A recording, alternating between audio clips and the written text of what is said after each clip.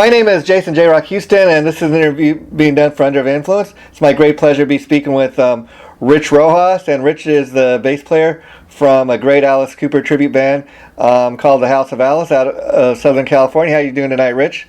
I'm great. How about you, Jason? I'm doing great now. I was wondering if you could share with us, Rich, how you first became a Alice Cooper fan yourself. Oh, man, we're talking a long time ago. Shoot. Well, listening to his songs coming out, the big ones. Yeah. I'm 18 and stuff. I remember walking with a friend of mine through a record store and seeing this black and white covered album with these freaky looking guys on it. Yeah. And I went, look at that. That's just weird. Yeah. I totally love it. I gotta have these guys just because of the look. And well, that started my love affair right there. Wow. So you go all the way back to the first album. So you obviously are a fan of all that classic stuff. But I imagine you must love some of the more recent stuff he's done as well. Oh yeah, all the way. I've got them all the way up to 2011's Welcome to My Nightmare. Wow. And share with me, Rich. Now, I imagine like a lot of guys that for years you were playing in bands, doing your own original music. So, what was the point in when you decided, hey, it'd be pretty cool to try out a tribute band, or what was the point when you got involved with the House of Alice specifically? Well, I didn't really start out to do that. I was at the computer one time back in 2013, and my son came and told me and said, "Hey, Dad, there's an Alice Cooper tribute band that's up here locally, here in the high desert." Uh-huh. Really?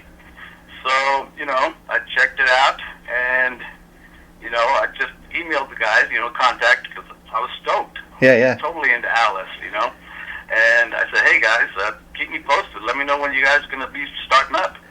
And we just started communicating back and forth. And at one point in time, they had lost a rhythm guitarist and wanted to know if I wanted to audition. And I hadn't played rhythm guitar for years and years. Wow. So I said, no, guys, it would take me too long to get my chops back up to where they need to be. But if you ever need a bass player, contact me. Uh-huh. And not too long after that, they said, hey, you still interested? We need a bass player. Wow. Oh, yeah. I said, oh, hell yeah. And so give me your song list and tell me where to be. And so what was the audition process like? I mean, had you played any of these songs previously, or did you have to learn all this stuff for the audition? Oh, well, previous bands, I've been in and out of bands since I was like, teenager. So I've played in various bands that played quite a few Alice tunes. Yeah. But this band, House of Alice, they went ahead and gave me their set list, and I tried to get through as many as I could, Uh-huh. to be ready for the audition. Went there, met the guys, totally cool guys. Uh-huh. They were totally laid back, too. They said, okay, well, what songs you know? I said, oh, let's just go down the list and let's see what I can do. Wow. And they hired me on the spot. Wow. That was my next question. So now let me ask you, from the time your son told you about this Alice Cooper tribute and you actually got the gig, did you ever at any point have any reservations about doing a tribute scene, or is this something you just kind of thought, I'm going to give this a shot and see how it goes? I haven't really thought about giving much thought to a tribute band. I never even considered, being in an Alice band. Yeah. Again, totally into Alice, and then the opportunity just came up, and it just went from there. I just kind of fell into it, and I fell into something good. Yeah. Now, if you don't mind me asking you this, because I know it's going to kind of date you. I was curious how old your son is. The reason I'm asking is I was curious if your son himself is an Alice fan, because Alice is a guy who's been doing this for like over 40 years himself. So his fan base is multi-generational. Right. Yeah. Right. Oh, my son was at that time about 27 or so. Wow. Couple years ago. And so yeah, he's in Alice also.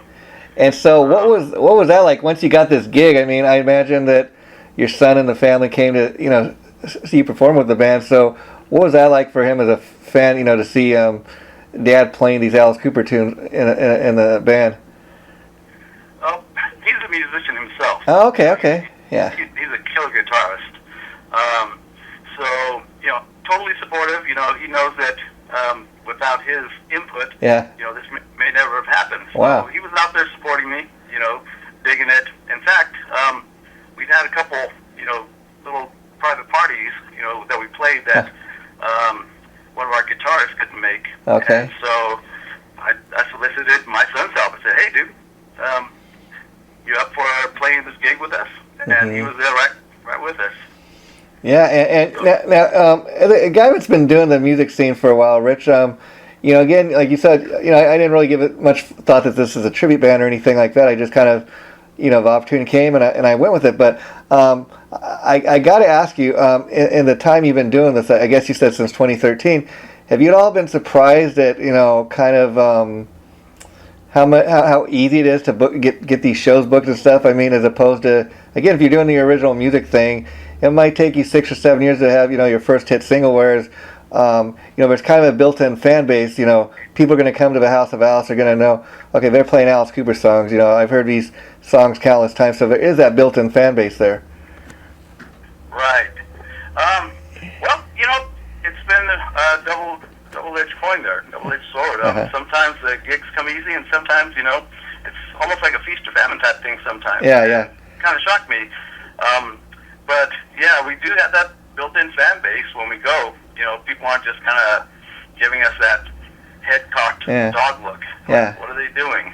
That they're there, they hear the songs, they're instantly into it. They're singing with us, they're up there moving, things like that. Yeah. And, Alice just isn't just the songs, it's the show also, so we give that to them, and, I think they leave pretty happy. And now let me ask you, Rich, because again, you're part of a band, looking at what Don Green does, your frontman who portrays Alice in the House of Alice, he's got the added pressure, I think, of not only having to sound like Alice, but having to look the part with getting in the costume and the makeup, whereas the rest of you guys in the band don't really have to do that. Is that something that you kind of enjoy, the fact that you can just get up on stage and not have to worry so much about how you look, but you can just go up there and play the songs the way they're meant to be played? Well, we try to give some type of look. We're performers. We can't just go up there in jeans and a t-shirt. Yeah. Expect to do it. My philosophy with tribute bands, and I think most tribute bands are like this, even though some don't follow it, is number one, you want to play the music as close as possible to what the people, remember. Yeah. And the next thing is they want to see, some mannerisms, and they want to kind of see the band, even though they know it's not the real thing. Yeah. They want to suspend their belief just for that short little gig, that amount of time they're in the show, and get into it, Yeah. The way the lead singer moves a bit or has those certain mannerisms. And the people behind also need to have some type of look. Alex has had all kinds of musicians back him up through the years, so we've got a lot to choose from that. Yeah. We can do. Right now we're looking at kind of mirroring his current band lineup, kind of that look. Wow. The kind of patches on the jeans, the vests, the chains, and things like that. Yeah, you make a really good point there, Rich, because I've been to a lot of these tribute shows and I enjoy it immensely. I mean, you make the point that I like to think of it as rock and roll theater, if you will, because again, you make the point here that if this was just a band of 4 or 5 guys in their jeans and t-shirts giving us an evening of Alice Cooper music, it would not be the same experience. But you got a band where the guys are always all trying to look the part as much as they possibly can, and I bet people come to your show. I bet you've had people come up and tell you, you know what, you took me back to the first time I heard Alice Cooper on the radio, the very first time I seen Alice in concert. And that's got to be a great feeling. Oh yeah, that's for sure. From the ones way back, that we take back that new Alice Yeah. from the beginning, to the ones that have seen it recently. They're saying, "Wow, I never realized how much you were like Alice. I just saw him for the first time, and you're the same." Yeah. So that feels good too. And people got to keep in mind, Alice Cooper himself is in his 60s now, and like I said, he's been doing this for almost 4 decades now, and he's just as good today as he was back in the early 70s when he first came out. So it just amazes me. You go to an Alice Cooper show today in 2015, it's just as good as anybody's seen him in his heyday. Oh heck yeah! In a lot of ways, I think he's better. He's a lot more polished. Yeah. He knows his theatrics. He knows his crowd. He knows what works. The early days, he was probably experimenting with a lot of things, which was part of the appeal. Kind of grungy type of thing. But since that time, he's nailed it. He's ultimate showman. And Alice Cooper, I mean, let's be honest, it's one of the still ultimate rock shows today that you can go see. So, how much of the theatrics do you enjoy? Being part of that. Okay. Well, I'm a theater major in college, so that should tell you one thing right there. Right there, yeah. So I totally enjoy watching his theatrics, and for our shows, we try to recreate as much as we possibly can. Obviously, on a smaller scale. Yeah. But we have the Frankenstein monster come out. We have him electrocuted. Alice gets electrocuted. Working on the guillotine right now. We have our nurse. She calls herself Nurse Wally Rot. Wow. We have the straitjacket. We have the monsters. We try to mirror his show as much as possible. And this may be a hard question to nail down, but I got to ask you, Rich. As far as Alice Cooper, do you have an all-time favorite album that you tell people? You put that album, and that's what Alice Cooper's all about. I do. Well, I've got a couple. Let's go back to his original band. The $1 Billion Babies would have to be with his original band. Yeah. But the one big one also was one that he had first without his original band. Welcome to My Nightmare. Wow. The original one. Yeah. So I'd have to say that was the one, and that's the one he took the most risk on. Yeah. And let me ask you, being a guy that's been an Alice Cooper fan for that long, go back in time with me. And what was that like when you first learned that, okay, this Welcome to My Nightmare album came out, and it was basically an Alice Cooper solo album. The band that he'd been working with all those years before was no longer working with him. I mean, did you as a fan have any concern that Alice could do this on his own? That was a long time ago. Yeah. I'm not quite sure I was that concerned. With that. I had heard some songs on the Nightmare LP, and it was great. And I knew that he was going to go all out to create this pseudo Broadway type production. Yeah. So when I saw it, with the bed frame all with the skulls and everything else, and the Black Widows that were climbing up the big spider web, and Steve Hunter and Dick Wagner with their guitar battles going back and forth, I was hooked. Wow, yeah. And Steve Hunter, in fact, bringing up his name because you had written a blog for my Facebook page about a week ago, and we were talking about this article I seen on the web where Steve Hunter, I guess his wife helped him get some royalties that he should have been getting all these years for playing like on $1 Billion Babies, and I guess in the article it stated that he also plays opening solo like on Aerosmith's Train Kept a Rollin', because I guess he was a session player too for years before he got the Alice gig. So it's kind of amazing to learn that this just awesome like guitar player that he did all this great work in the 70s, and until recently he didn't really get paid any royalties for it. Just kind of boggles the mind. Oh yeah. I'm always disappointed to hear that kind of stuff. Yeah. But I understand that's how things were done and everything. But when things are like monstrously successful and they don't get any payback for that, that's where I have a little bit of a problem. So I'm glad that Karen Hunter went out there and took care of her man. Yeah, that's a true. They always say for every successful man, there's a good woman behind him. So, I mean, I think she's proof of that.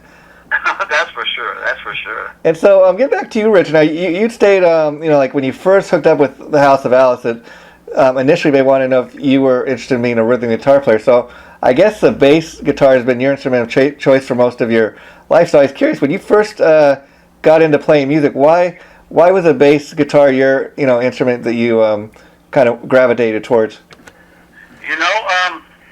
I kind of fell into that one also. I played guitar in bands for years and years, and I graduated from Chapin College in Altaloma as a theater major, and I was gone from there for a couple of years. Then I get a phone call from someone I went to school with, and they were trying to get a show going, for an alumni scholarship type of show, and they needed a bass player. I said, I don't play bass, sorry. Not a problem. You'll only be on a couple songs, real basic. Yeah. We'll teach you. And I said, oh, okay. I said, one more thing. You're going to be singing on a song or two. No, sorry, I don't sing. And not a problem. It's just one song. Everyone will kind of drown you out. Okay, fine. And so I took the gig. We practiced this play like for 12, 14 hours a day, for 14 hours straight, for 2 weeks only. And in that time, I ended up having to learn all the songs on the bass and sing every single song that was a part of that character also, even 4-part harmonies. Wow. So that's how I fell into it, and I haven't given up bass since. And yeah, I sing a whole bunch of songs back up on House of Alice also. Wow, cool. Now, I was curious, is House of Alice your only band that you're involved with, or are you involved with anything else outside of this? I've got and also another band called Frog Fight. Uh-huh. We do covers of the harder rock songs. Uh-huh. Not the classic type of covers. Not like Brown Eyed Girl, that type of thing. Yeah. Ironically, our closer for most of our shows is and Train Kept It Rolling. Wow. Wow. So it came full circle there. Yeah, there you go. So now I was interested in asking a guy that's done both. Do you have a preference? Like, for example, do you think it's easier doing a tribute band, like what you're doing with House of Alice, where you're playing material just by, the same artist all night, or do you prefer to kind of mix it up doing the covers? Each has their benefits. Their good spots. Yeah. It's great to learn new tunes from different types of artists, and you can branch out because there's so many songs to choose from. But when you're in a cover band like that, you can kind of change up the arrangement and make it your own. So Frog Fight, that's what I do. But in like House of Alice, you try to get as close as possible to the recording. Yeah.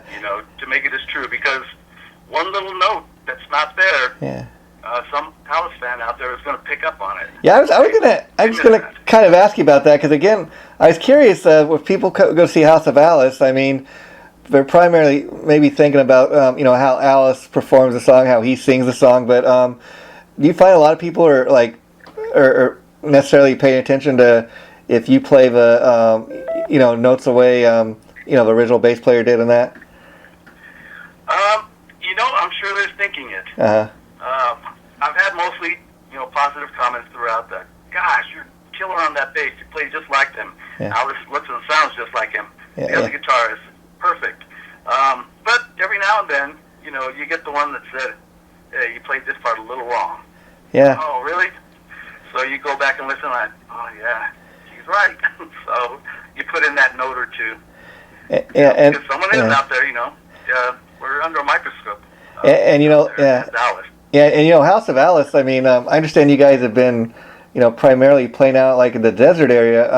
And I know a couple of months back you guys played a show down here in Long Beach where I live, literally 5 minutes from my house at the PCH Club. Now, my question to you, Rich, is how did that show go? And any chance that you guys will start doing more shows out this way?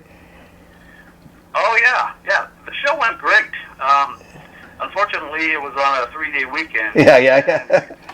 Yeah, and the crowds, we thought they'd be bigger, but it went the opposite way. Wow, wow. They were there early, and then they filtered out towards the end. It didn't help that we had like an 11 o'clock opening spot, or something like that. But the people that were there totally were into it. I'm ready to go back to PCH, and we've got this coming Saturday a gig in Corona at Rockefeller's. Wow. For a 3-day tribute fest. Wow. So yeah, we're going to be heading down that way quite a bit now. Because I'll tell you the nice thing about the PCH club down there in Long Beach. Maybe you guys, like I said, unfortunately just got it on a bad night or something. But the cool thing about it, as opposed to a lot of the clubs out in Hollywood, the promoter is like friends with all the bands that she books, and they have a nice little tribute night pretty much every Saturday down there, where you can go and see like 3 or 4 bands on a bill for like $10, to get in. And I think people get a nice little show for $10, and the fact that they have a little tribute night going at least once a week. I mean, the promoter's making a little bit of bank as well. So I think they got a real good thing going there. It's just maybe getting the word out a little more, let people know about the club, because I know a lot of clubs like down in Hollywood are still doing what's called pay to play. I hate those 3 words. Yeah. But no, Lynn's been great. Top Rock Entertainment out there, and the bands we played with that night, totally great people, fantastic. In fact, we played with Black Sabbath tribute band Ozzy Bloody Ozzy. Yeah. And since then, we played the gig up here with them, and we're also going to be playing a Halloween gig with Ozzy Bloody Ozzy too. So that's the other good thing about playing with other tributes. We're like in our own separate little world. Everyone knows everybody, and they network, and everybody tries to help each other out. I'm glad you made that point, Rich, because that is one thing that I have experienced myself. Just as a guy that's trying to help the bands get a little more promotion, is that I've really noticed that the tribute scene is really almost like a brotherhood or a fraternity, where the band, whereas like, again, if you're doing the original music thing, you might be competing with other bands, whereas there's not so much competition in the tribute scene. If anything, bands are reaching out to one another and trying to help one another. Like, hey, there's this great new club. You guys should come down, and I can get you a gig, or hey, we need somebody to open our show. I mean, that has been my experience, and I just think it's a great thing. That's been my experience too. Everybody's just been great. Even like another Alice tribute bands. There aren't a whole bunch out there, but the ones that are, we reached out to each other on Facebook, met each other. Cool people. Yeah, I mean, not to drop any names, but see, that's what I was going to ask you right now, because besides House of Alice, I'm only aware of like maybe one other, major Alice Cooper tribute out here in the LA, or the Southern California area, and unfortunately, they're on hiatus right now because the singer's been dealing with some health issues. But the fact that there aren't that many Alice tributes in there, does that seem to be working for you guys? I'm not sure how it would be if we had a whole bunch. Yeah. Right now, for our purposes and for what we're trying to do, we don't mind it at all. Yeah. If people want to go see an Alice tribute band, we'd like them to see us. Yeah. If they're able to, of course. Are you? I think we've got great sound and a great show, and I think we won't leave anybody disappointed. Are you surprised there aren't more like Alice Cooper tributes, or do you think it's just a matter of it he's still out there doing it?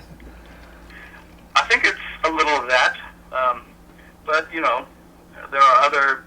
sure there are other bands out there that have tributes. There are a lot of like Van Halen bands out there, and Van Halen's still around. Yeah. I think with Alice, if you want to really go for Alice, the hard part is including all the theatrics. Yeah.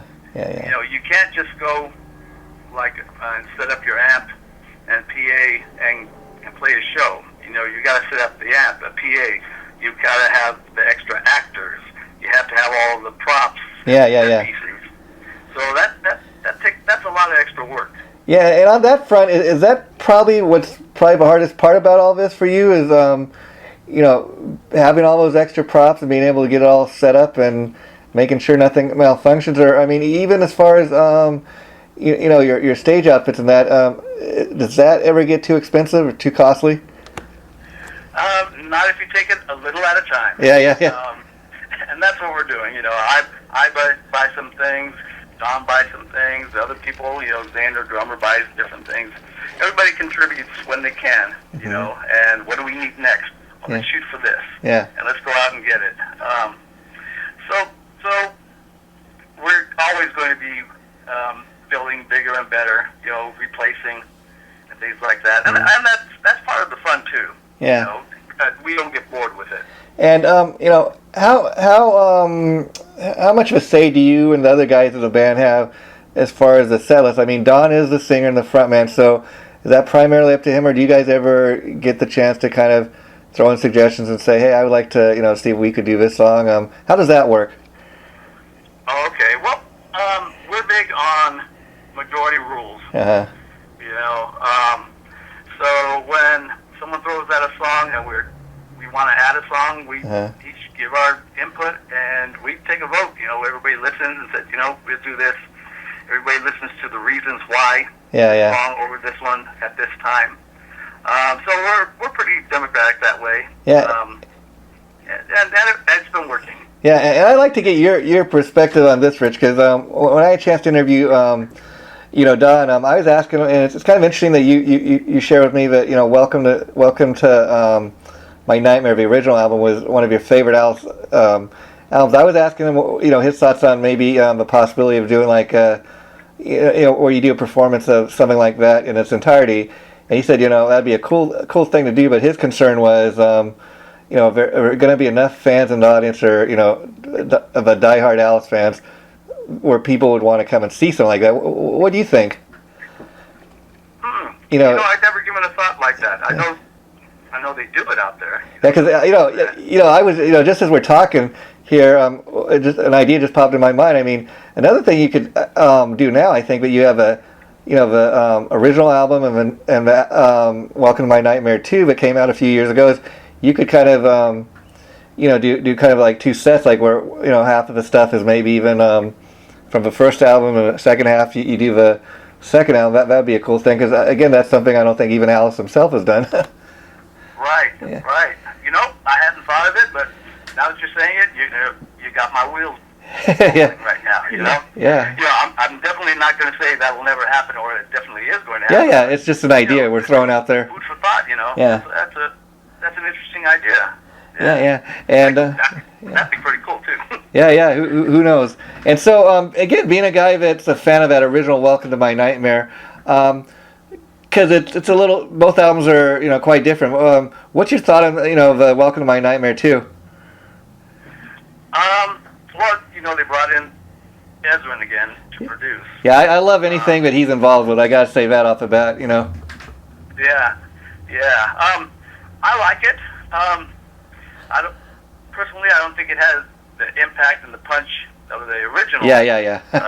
But you can definitely tell that they wanted to take it back. They didn't want to do a lot of really innovative things. They wanted to kind of bring back the feel of the original from back then. And, well, it's, again, some classic Alice tunes on there, Yeah. It's just good stuff, As far as Bob Ezrin, all I can say is he's the one guy that seems to really be able to get down the Alice sound. I mean, I've seen stuff he's done with other producers, but Bob Ezrin really seems to be the guy that he goes to these days, and Ezrin just, I guess knows what Alice is all about. That's for sure. Yeah. He's been working with them since way, way back. And I'm glad that he brought him back. I was a little excited about that when I heard it. I'm like, oh, cool, Edmund's back. Yeah. Let me ask you, have you had a chance to hear Alice's latest album, which is the Hollywood Vampires thing he did with Johnny Depp and Joe Perry? I have it. I bought it. I downloaded it and everything. I haven't heard it all the way through. I heard little clips. Yeah. I went through all of the songs and listened. Well, my suggestion, my friend, is you give that a listen when you get a lot of downtime, because Now, if you're expecting it to sound like a typical Alice Cooper album, it's not that. It's a little just this kind of fun covers project. But I mean, there's they do a great version of a Badfinger song with Paul McCartney called "Come and Get It." Then there's Brian Johnson sings a couple of songs with Alice on there. It's just great stuff. Worth checking out. Oh, definitely, for sure. I was a little surprised that some of the songs that he dedicated in his concert didn't show up on that. Yeah. Like the Manic Depression's on there instead of Foxy Lady. Yeah. That kind of stuff. But I don't know. I'll definitely check that. I've heard only good things about it. Yeah, I agree with some of what you said there, but I think from what I've read since the album came out, it's a little bit that he was like, I think he chose to do, like, for example, the Doors song "Break On Through" rather than do like "Light My Fire," which there's thousands of covers of already. He's trying to pick, I think, some of the more obscure tunes. But what's interesting about the cover of "Come and Get It," which is a Badfinger song, is I guess Paul McCartney, he originally wrote that for Badfinger, and he's actually singing on the album with Alice, which is just their voices together. It just is mind-boggling. I will definitely check out that whole song. Yeah. When it came out, I loved the song anyhow. I knew that Paul wrote it for Badfinger. Yeah. And that's a cool song. It's a cool song there too. Yeah, I've always loved it. It's just one of those songs, very, very underrated, but kind of, it's been Alicized, as you can say, but it's just, and that's what I love about the album itself is, it's not necessarily Alice trying to sound just like the original song. He kind of really just putting his, his own little twist on it. Right. Tribute to his dead drunk friends. Yeah. And they got like one or two original songs on there, but it's great for what it is, and I guess they've actually been doing some live shows. So it's really been great talking to you, Rich. Before I let you go, is there anything else you would like to cover that we haven't already covered in the interview? No, you've covered everything, Jason, pretty much.